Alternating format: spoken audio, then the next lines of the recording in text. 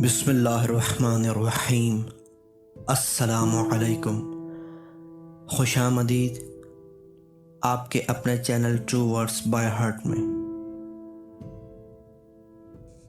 محترمہ فریدہ جیلانی لکھتی ہیں، بعض جن انسانوں کو نقصان نہیں پہنچاتے مگر شیاطین جن انسانوں کے لیے ضرر رساں ثابت ہوتے ہیں، ان کی ضرر رسانی کا ایک واقعہ پیش کر رہی ہوں جو ایک بزرگ نے سنایا ہے۔ یہ واقعہ ضلع اٹاوا کا ہے۔ اس وقت میں 5ویں جماعت میں پڑھتا تھا۔ وہی صاحب ہمارے پڑوسی تھے۔ ان کی شادی کو 9 سال ہو چکے تھے، لیکن انہیں اولاد کی خوش نصیبی نہیں ہوئی تھی۔ بڑی منتوں مرادوں کے بعد اللہ تعالیٰ نے ان کی دعا قبول فرمائی اور انہیں ایک بیٹی سے نواز دیا۔ بچی بہت خوبصورت تھی، اس کا نام شکیلہ رکھا گیا۔ شکیلہ کے بعد ان کے ہاں کوئی بچہ نہ ہوا، اس لیے انہوں نے شکیلہ کو بڑے ناز و نام سے پالا۔ شکیلہ اپنے والدین ہی کی نہیں بلکہ خاندان کے ہر فرد کی آنکھ کا تارا تھی۔ اللہ تعالیٰ نے شکیلہ کو حسن کے ساتھ ساتھ ذہنی صلاحیتوں سے بھی نوازا۔ تعلیم حاصل کرنے کے دوران میں اس نے ہر جماعت امتیازی نمبروں سے پاس کی۔ جب اس نے میٹرک کر لیا تو والدین چاہتے تھے کہ اب اس کی شادی کر دی جائے، کیونکہ اس کے لیے ایک سے بڑھ کر ایک رشتے کا پیغام آ رہا تھا۔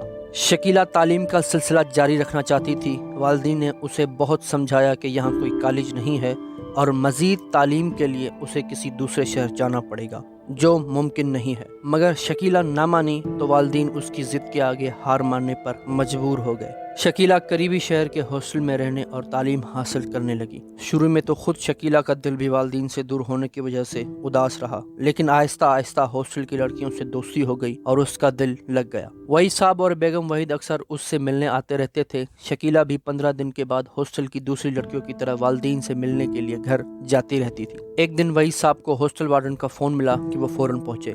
ان کی بیٹی شکیلہ کی طبیعت بہت خراب ہو گئی ہے۔ وہی صاحب اور ان کی بیگم حواس باختہ سے وہاں پہنچی اور ہاسٹل وارڈن سے ملے تو حقیقت حال جان کر ان کے پیروں تلے سے زمین نکل گئی۔ ایسا واقعہ تو ان کے خاندان میں پچھلے 7 پشتوں میں سننے میں نہیں آیا تھا۔ وارڈن نے بتایا کہ کل شام کو نہانے کے بعد شکیلہ گیلے بال سکھانے کے لیے دوسری لڑکیوں کے ساتھ لان میں چلی گئی تھی۔ تھوڑی دیر بعد نہ جانے اسے کیا ہوا کہ اس نے اپنے تمام کپڑے پھاڑ ڈالے اور دیوانہ وار کہکے لگانے لگی۔ جب لڑکیوں نے اسے پکڑنے کی کوشش کی تو اس نے ان کو مارا پیٹا اور دھکے دیے۔ جب وہ ان کے قابو میں نہ آئی تو ایک لڑکی نے گھبرا کر مجھے اطلاع دی۔ میں نے جا کر دیکھا تو وہ نیم برہنہ حالت میں تھی اور اسے اپنا کوئی ہوش نہیں تھا۔ ہم بڑی مشکل سے اسے چادر میں لپیٹ کر کمرے میں لائے اور دوسرے کپڑے پہنائے، لیکن تھوڑی دیر بعد اس نے وہ بھی پھاڑ ڈالے۔ آ کر کمرے میں بند کر کے آپ کو اطلاع دی۔ ایسا واقعہ ہم نے اپنی زندگی میں کبھی سنا اور نہ دیکھا۔ آپ اسے کسی طرح گھر لے جائیں۔ شکیلہ کے والدین بہت ہی پریشان تھے کہ جب اس کی یہ حالت ہے تو اسے کس طرح لے جائیں۔ آخر وہ ایک مسجد کے پیش امام کے پاس گئے اور تمام تفصیل سنائی۔ انہوں نے پانی دم کر کے ایک تعویذ دیا اور کہا، انشاءاللہ وہ راستے میں آپ کو پریشان نہیں کرے گی، بس اس سے زیادہ میرے بس میں نہیں ہے۔ وحید صاحب اور ان کی بیگم نے شکیلہ کو پانی پلایا، تعویذ ان کے گلے میں ڈال کر اللہ کا نام لیا اور سفر کے لیے تیار ہو گئے۔ خدا کا شکر ہے کہ راستہ آرام سے کٹ گیا اور وہ لوگ خیریت سے اپنے گھر پہنچ گئے۔ اب انہوں نے عاملوں اور علماء کا در پکڑ لیا اور التجا کی کہ ہماری جوان بیٹی کی یہ حالت ہے، خدا را کسی طرح اس کا علاج کریں یا پھر اللہ تعالیٰ سے دعا مانگیں کہ وہ اسے اٹھا لے۔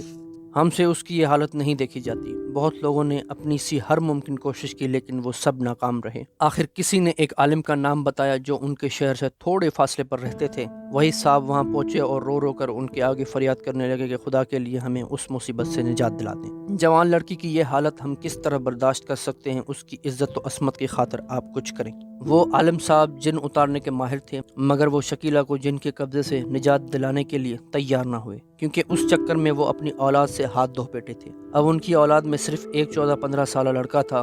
انہوں نے حساب کر کے وہی صاحب کو بتایا، شکیلہ کی خوبصورتی اور لمبے بالوں پر ایک جن عاشق ہو گیا ہے۔ اس جن کو اس کے سردار نے اپنی برادری سے خارج کیا ہوا ہے، کیونکہ بندگان خدا کو ستاتا رہتا ہے اور بار بار سمجھانے کے باوجود اپنی غلط حرکتوں سے باز نہیں آتا۔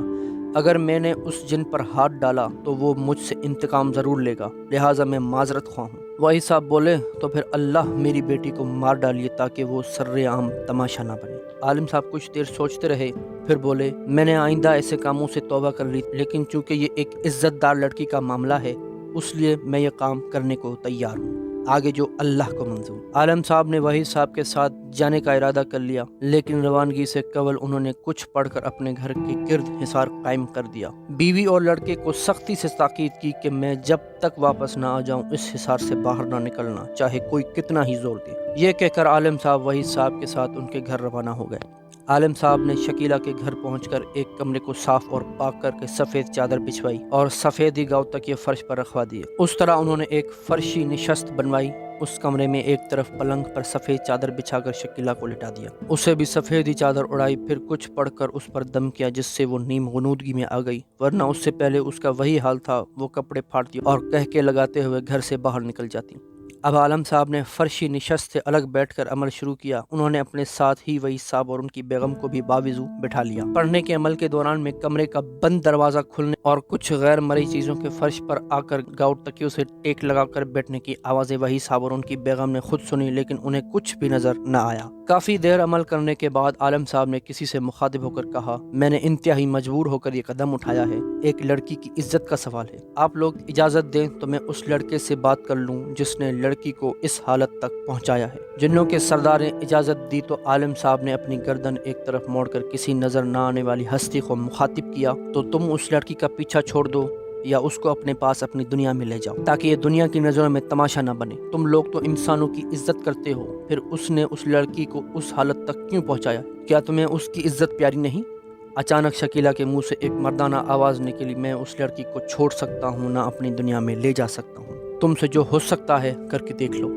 عالم صاحب نے دوبارہ ان کے سردار سے کہا، آپ ہی اسے سمجھائیں۔ بار بار سمجھانے پر بھی شکیلہ کے منہ سے انکار ہی ہوتا رہا تو عالم صاحب بولے، تم نے سن لیا نا تمہارے والد اور موجود دوسرے لوگوں نے کیا کہا ہے، وہ کہتے ہیں کہ یہ نافرمان کہنا نہیں مان رہا، لہٰذا میں تمہیں جلا کر خاک کر دوں گا، یہ آخری موقع ہے، تو اسے آزاد کر دو ورنہ خاک ہو جاؤ گے۔ شکیلہ نے فوراً مردانہ آواز میں جواب دیا، میں تو خود آتشی ہوں، تم میرا کچھ نہیں بگاڑ سکتے۔ یہ سن کر عالم صاحب نے اپنا عمل تیز کر دیا اور آنکھیں بند کر کے منہ ہی منہ میں کچھ پڑھتے رہے، یہاں تک کہ شکیلہ چیخنے لگی اور کمرے میں کسی چیز کے جلنے کی بو آنے لگی۔ شکیلہ بار بار مردانہ آواز میں کہہ رہی تھی، میں جلا مجھے بچاؤ، لیکن عالم صاحب نے اپنا عمل جاری رکھا، یہاں تک کہ وہ آوازیں آہستہ آہستہ ہوتے ہوتے بالکل ختم ہو گئیں، اور اس کے ساتھ ہی وحید صاحب نے دیکھا کہ شکیلہ کے پلنگ کے نیچے راکھ کا ڈھیر لگ چکا ہے۔ تھوڑی دیر بعد شکیلہ کو ہوش آ گیا، وہ اپنی حالت دیکھ کر کچھ نہ سمجھتے ہوئے شرمندہ سی نظریں جھکائے چادر میں خود کو لپیٹے کمرے سے نکل کر دوسرے کمرے میں چلی گئی۔ وحید صاحب اور ان کی بیگم کو بھی عالم صاحب نے جانے کا اشارہ کیا اور وہ لوگ بھی اٹھ کر چلے گئے۔ ان کے جاتے ہی کمرے میں ایک آواز گونجی، تم نے جسے جلا دیا میں اس کا چچا ہوں، میں نے تمہیں عمل کرنے کی اجازت نہیں دی تھی، تم نے میرے بھتیجے کو جلا کر خاک کر دیا ہے، تو اب دیکھو میں تمہارا کیا حشر کرتا ہوں۔ پھر کسی کے نزدیک سے گزرنے کی آواز آئی اور دروازہ کھل کر بند ہونے سے پتہ چل گیا کہ کوئی کمرے سے باہر گیا ہے۔ یہ دیکھ کر عالم صاحب گھبرا گئے اور فوراً اپنے گھر کی طرف روانہ ہوئے۔ ان کا دل دھڑک رہا تھا اور ایسا محسوس ہو رہا تھا کہ جب وہ گھر پہنچیں گے تو کوئی نہ کوئی بری خبر ان کی منتظر ہوگی۔ وہ جیسے ہی گھر کے نزدیک پہنچے، انہوں نے اپنے گھر کے باہر لوگوں کا ازدحام دیکھا اور گھر کے اندر سے رونے پیٹنے کی آوازیں سنائی دی۔ وہ لوگوں کو ہٹاتے ہوئے جب گھر میں داخل ہوئے تو انہوں نے اپنے بیٹی کی کٹی ہوئی گردن دیکھی، جن کا چچا اپنا کام دکھا گیا تھا۔ وہ اپنے آخری لخت جگر کی کٹی ہوئی گردن دیکھ کر وہیں بیٹھ گئے۔ ان کی ٹانگوں میں اتنا دم نہیں رہا تھا کہ وہ کھڑے ہو سکے۔ انہوں نے بیٹے کی میت پر بین کرتی ہوئی بیوی سے پوچھا، نیک وقت، جب میں نے منع کیا تھا کہ حصار سے باہر نہ خود نکلنا اور نہ بیٹے کو نکلنے دینا، تو تم نے اسے دروازے سے باہر کیوں جانے دیا؟ بیوی اپنا رونا دھونا بھول کر ان سے کہنے لگی، تم ہی نے دروازے پر اسے آواز دی تھی، میرے منع کرنے پر اس نے کہا کہ ابا جی دروازے پر کھڑے ہیں اور مجھے بلا رہے ہیں، یہ کہہ کر وہ چلا گیا تھا۔ عالم صاحب غم اور صدمے سے سر پکڑ کر بیٹھ گئے، آسمان کی طرف شکوہ آمیز نظر اٹھا کر دیکھا اور بیٹے کے آخری سفر کی تیاری میں لگ۔ ان کی شکل میں جن کا چچا آیا تھا، اس نے لڑکے کو آواز دے کر عالم صاحب کے بنائے ہوئے حصار میں سے نکالا اور ہلاک کر دیا تھا۔ اس طرح عالم صاحب نے وحید صاحب کی بیٹی کی عزت بچانے کے لیے اپنے آخری بیٹے کو بھی قربان کر دیا تھا۔ اللہ تعالیٰ اس کا اجر انہیں آخرت میں ضرور دے گا۔